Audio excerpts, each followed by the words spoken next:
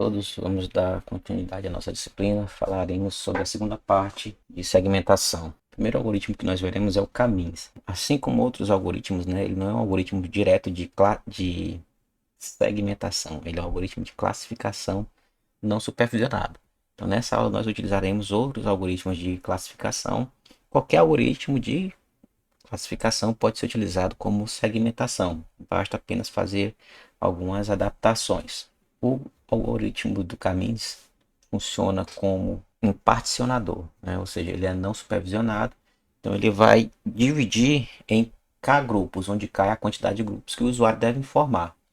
Então, dentro de um grupo, ou seja, intragrupo, todos os pontos que pertencem a um determinado grupo são muito parecidos. Já pontos que estão em grupos diferentes têm baixa similaridade. Essa medida de similaridade geralmente é dada através de alguma métrica de distância.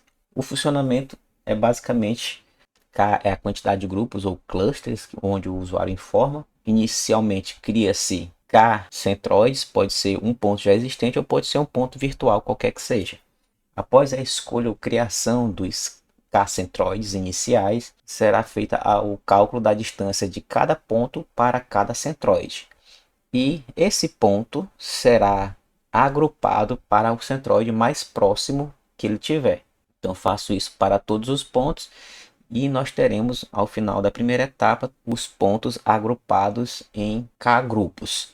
Faz a média dentro de cada grupo e a média dentro de cada grupo será o novo centroide. E aí eu repito esse passo, repito, até que os centroides não se movam mais. Então eu tenho essa amostra aqui e eu quero dividir em dois grupos. Então inicialmente foram criados dois centroides virtuais, veja que não existia nenhum ponto aqui, nenhum ponto aqui, né? Então eram pontos virtuais. Então esse é meu primeiro centroide, esse é o segundo.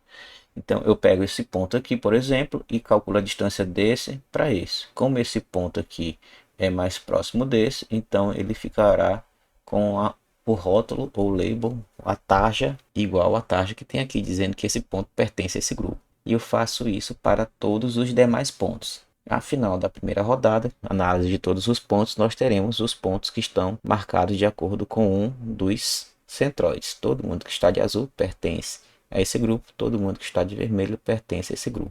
O segundo passo é calcular a média de todo mundo que pertence a um determinado grupo. Então eu vou pegar todos esses pontos aqui, calculo a média e a média será o novo centroide desse ponto. A mesma coisa para o grupo azul, calculo a média e essa média será o centroide desse grupo azul. Aqui foi a média do grupo azul, aqui foi a média do grupo vermelho. E agora eu refaço novamente para todos os pontos. Então pego esse ponto, calculo a distância daqui para cá, calculo a distância daqui para cá. Então a menor distância eu vou novamente rotular de acordo com a distância.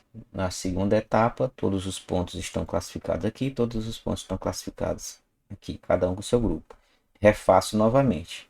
Então esse centroide sai daqui e vem para cá, esse centroide sai daqui e vem para cá, como já aqui. Quando eu fizer novamente, a gente verá que os centroides não vão mais se movimentar, então o algoritmo para. Vantagem de se utilizar o Camis é extremamente simples, precisa de apenas um único parâmetro. Existem muitas variações de caminhos, procurem aí, tem caminhos para tudo quanto é jeito. A desvantagem, ele é extremamente sensível à semente inicial, ou seja, esse pontinho aqui, que pode ser um ponto, dois pontos ou K pontos aqui dentro da amostra, que é escolhido de forma aleatória ou real ou virtual. De acordo com os pontos iniciais, pode ser que você tenha resultados diferentes em classificações diferentes. Pontos devem ser numéricos, não é possível trabalhar com textos ou com outro tipo de dado. Nem sempre se sabe a quantidade de grupos. Quando é em duas dimensões, você analisando assim visualmente, pode ser que facilite você saber mais ou menos a ideia da quantidade de grupos. Mas quando você tem 4, 20, 200 dimensões, aí fica um pouco difícil de visualizar. Pode ser que a quantidade de grupos que o usuário escolheu não seja a melhor de todas. Por exemplo, aqui eu tenho quantos grupos? Eu tenho 2,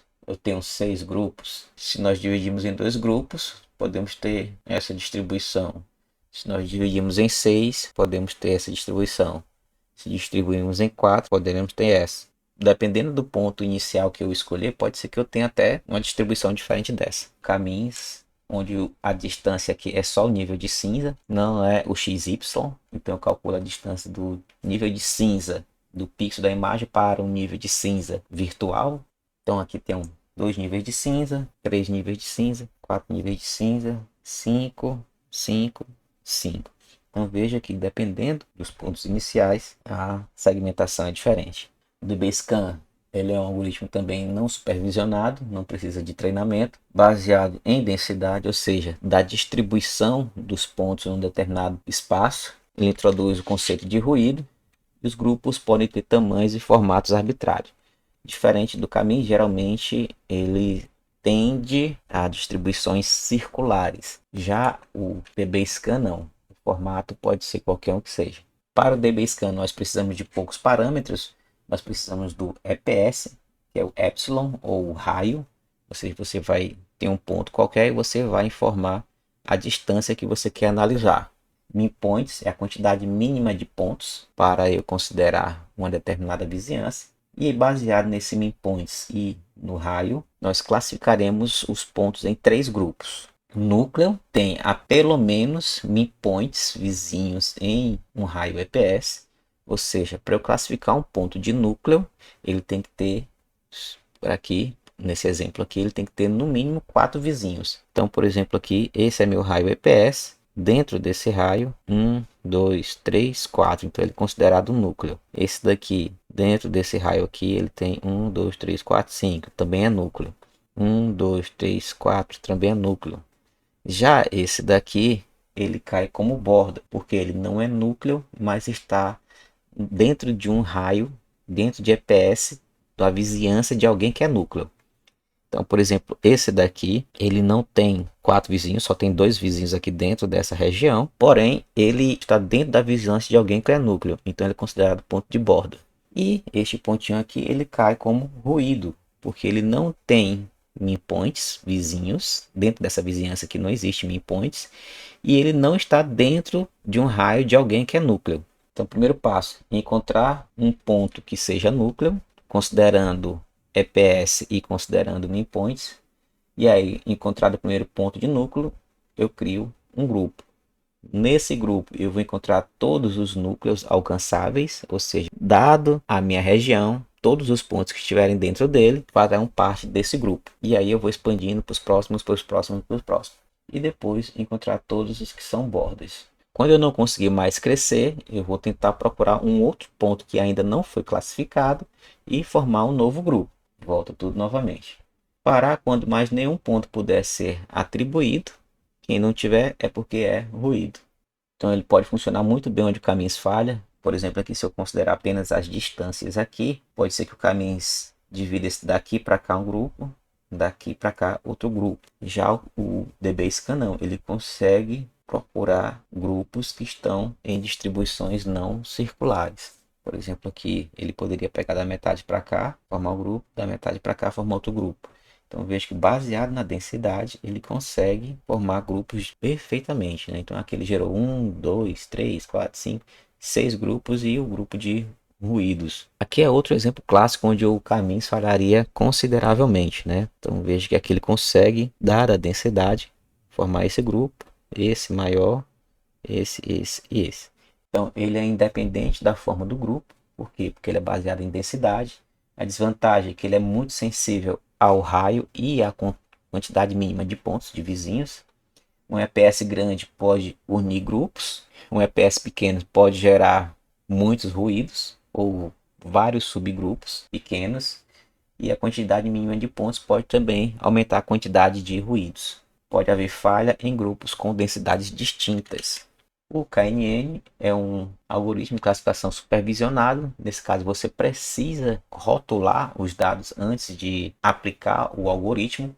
Ele classifica um ponto por votação, ou seja, dentro de K vizinhos mais próximos. Por exemplo, aqui eu tenho esse ponto. Qual o grupo que ele pertence? Quais são meus 3 vizinhos mais próximos, se meu K for igual a 3? Esses 3 são os mais próximos, esse é da classe azul, esses 2 aqui são da classe vermelha. Esse ponto será classificado como vermelho. Se eu disser agora, não são 3 vizinhos, são 5. 1, 2, 3, 4, 5.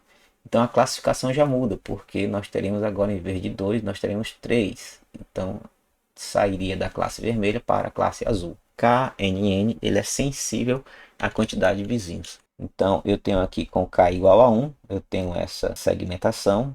ele é bem específico, né? Então quando você aumenta um pouquinho mais aqui para 5 vizinhos, a borda começa a ficar um pouquinho mais delineada, né? E quando você bota 25 pontos mais próximos, ele consegue gerar uma superfície de separação mais suave. Isso aqui nós chamamos de overfit, ou seja, o algoritmo não aprendeu, ele decorou. Então, vantagem do KNN, implementação simples, não necessita de treinamento, mas você precisa informar o rótulo, né? Precisa de poucos parâmetros, que é apenas K, quantidade de votantes. É determinístico, isso quer dizer o quê? Que se você rodar o algoritmo 10 vezes você terá o mesmo resultado. A desvantagem é a classificação é onerosa, né? Você não precisa treinar, mas a classificação é cruel porque você precisa classificar, analisar todos os pontos para saber apenas os K mais próximos. Variações de caminhos podem alterar a classificação, como nós vimos, né? Então, eu falei que ele é determinístico se você manter o K, né? Se você trocar o K, nós vimos que a classificação pode mudar. Então é isso, forte abraço, tchau, tchau.